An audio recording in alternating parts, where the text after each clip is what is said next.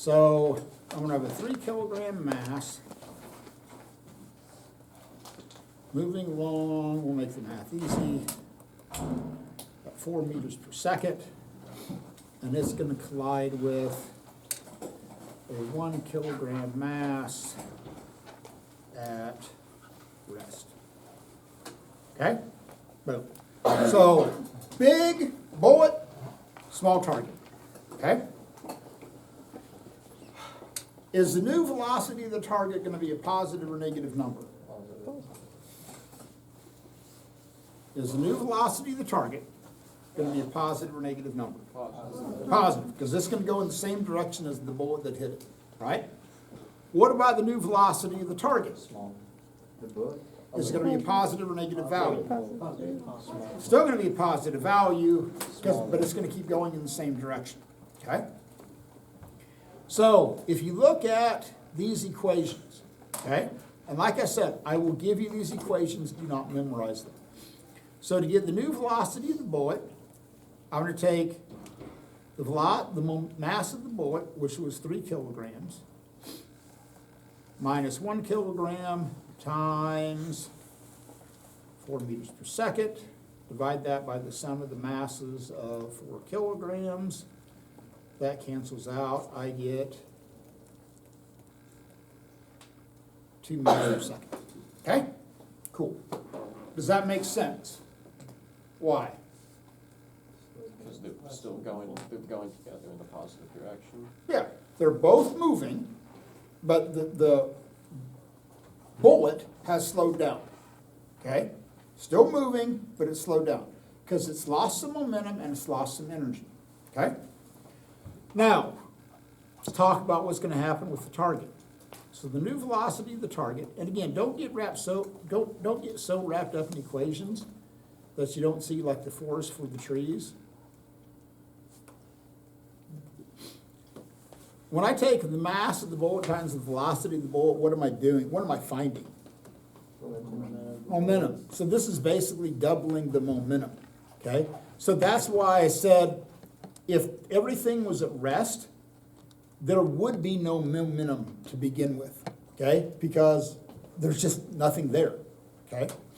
So this is going to be 2 times, what was it, 3 kilograms times 4 meters per second divided by 4 kilograms, and you get 6 meters per second. Okay? So here's what happened. Bullet came in at 4, it slowed to 2. The target started at 0, it ended up at 6. Now, we said there was a little check that we could do to make sure that this is right, where we said the velocity of the bullet plus the new velocity of the bullet should equal the velocity of the target plus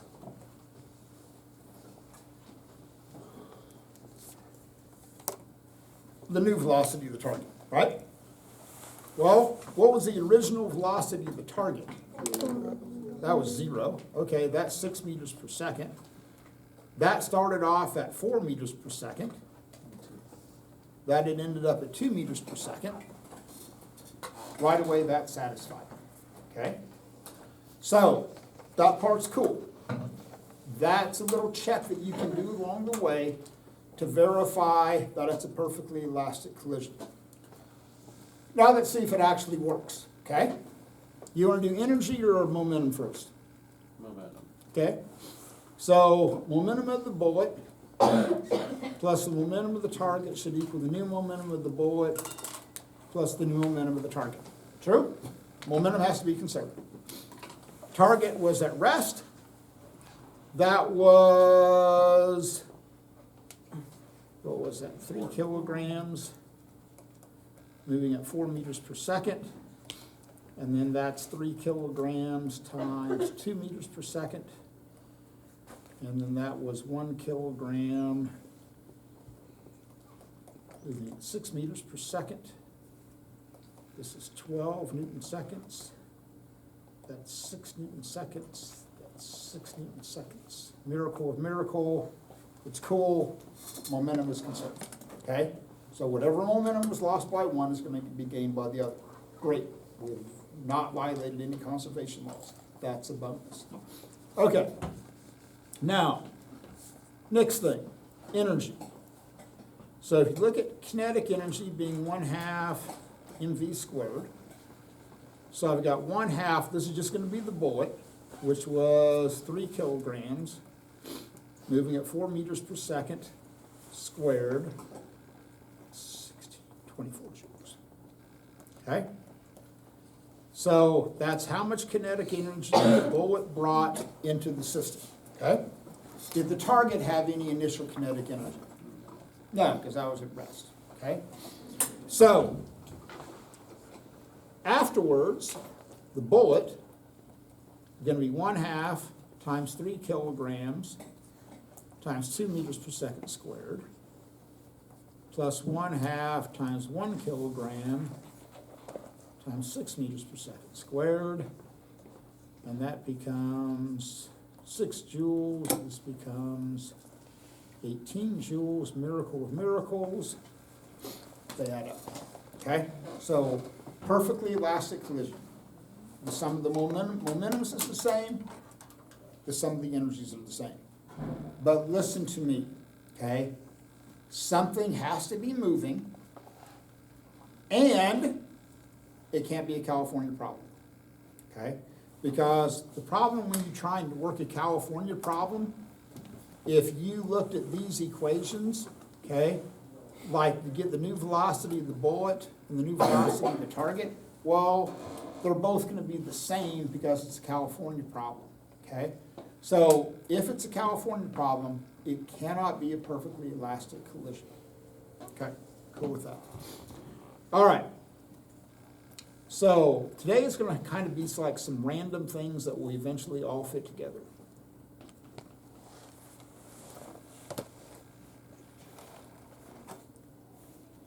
That's center of.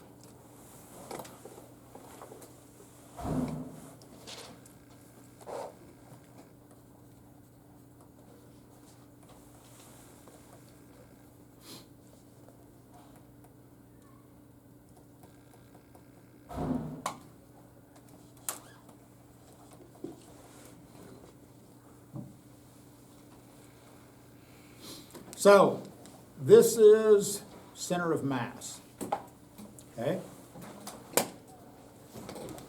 So let me give you a simple example. So I take this meter stick and I put my fingers underneath both sides. And I slowly bring my fingers together and my fingers meet right underneath the 50 centimeter mark. So the center of mass, the easiest way to think of center of mass is that that's the point where the system would bounce. Okay, like if you put the fulcrum right there. It's similar to torque, but torque, remember, is force and distances. Center of mass is mass and distances, okay? Similar type idea, we just leave out the Newton's part of it, the kilogram side of it. Now, what would happen if I take this 50 kilogram mass and I put that on that side, and I start with my fingers far apart? That one would need to go through. Is that one? So I bring these together.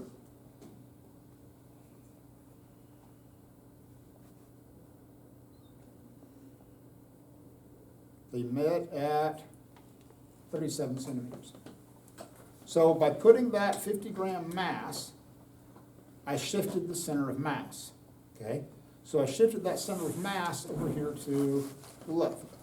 Now, if I put that even further out on the edge, okay?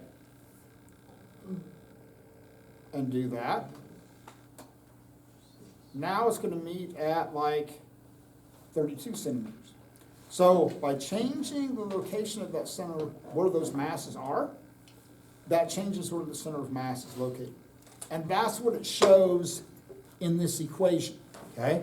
So it's mass times position.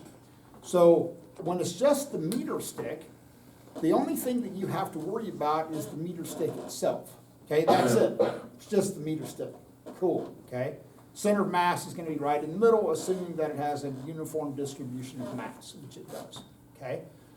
But by putting that mass over here, now, this will make sense in just a second. When you do these calculations, you need to set, the easiest way to do it is to let one side be equal to 0.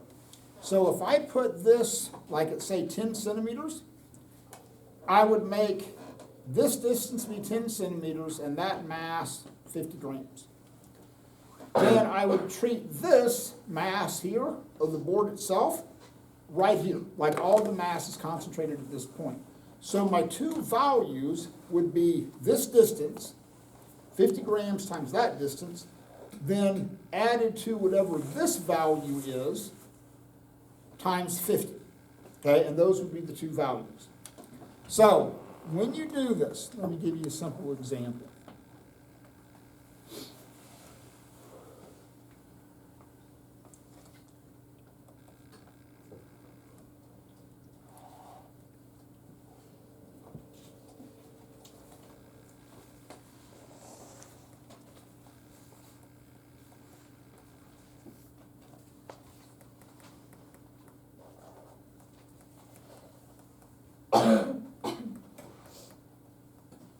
Okay, so imagine this. Here's this board. I'm going to put 3 different masses on them. At 0.2 meters, I'm going to put 1 kilogram. At 0.2 meters, I'm going to put another half kilogram. And then another 0.2 meters, that's going to be half a kilogram. So before you do any calculations, where do you think the center of mass is going to be? Closer to 5 or closer to 0? 5. Why? It's a lot of weight. Yeah, that's where all that mass is located. Okay, cool. So when you do this, and for example, one of the things you're going to do on your assignment today is you're going to find the center of mass between the Earth and the Moon. Okay? It's perfectly allowable to let one position just be 0. Okay? You can do that. But in this situation, I'm going to let this be 0. So when you do these calculations, 0.2 meters times 1 kilogram. Now, when you do this, and you do the 0.5 kilograms, don't use 0.2 meters again. You have to use the distance from where it's trying to spin, okay? So that needs to be 0.4 meters, and then it needs to be 5 kilograms times 0.6 meters. And if you do all this to save you some hassle, you get 0.523 meters, okay? So what that means is that if you put a fulcrum right here at 0.523 meters, that's where it would bounce. Now, if you're a pilot, you very much need to understand the concept of center of mass, okay?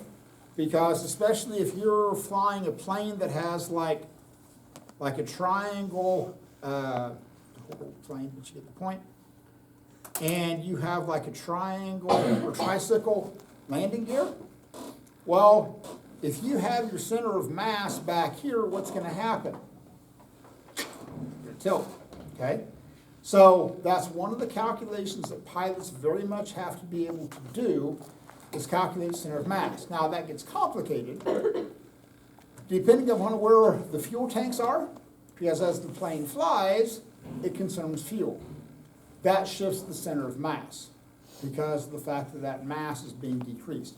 Or if your load shifts in the middle of the flight, okay, hey, it's not tied down, and you shift, that load shifts, now your center of mass is changed, okay? So that's why cargo pilots especially have to make sure that that load is really, really tied down, because, and if you've flown enough, sometimes they'll actually make an announcement on the plane that is, hey, we need some people to move to change the center of mass of the plane, okay? So if you fly long enough, especially on flights that are like half full, something like that, they'll say, hey, we need people to move so that basically the plane doesn't tip over, which would be really awkward. Okay, now, so let's look at another example. So I take this board, this meter stick, and I put it here. Why doesn't it tip over? Yeah, center mass is here. If I push this farther out, eventually what's gonna happen? Okay, eventually it'll begin to basically teeter-totter, right? So you can think of this situation is almost like a torque, okay? So the center of mass of this thing is right here. So at this point, you have a torque going this way and a torque going this way.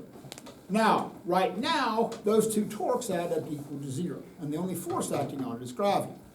But what if I put this 200-gram mass at the 20-gram mark? Now what's going to happen to the position where it begins to tilt? Screw it that way.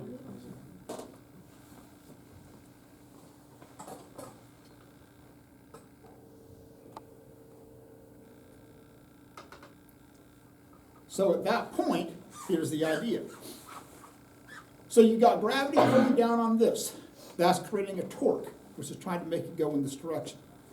This side over here, if you consider this a fulcrum, is creating a torque in the opposite direction.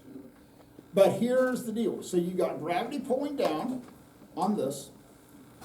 You've got gravity pulling down on this.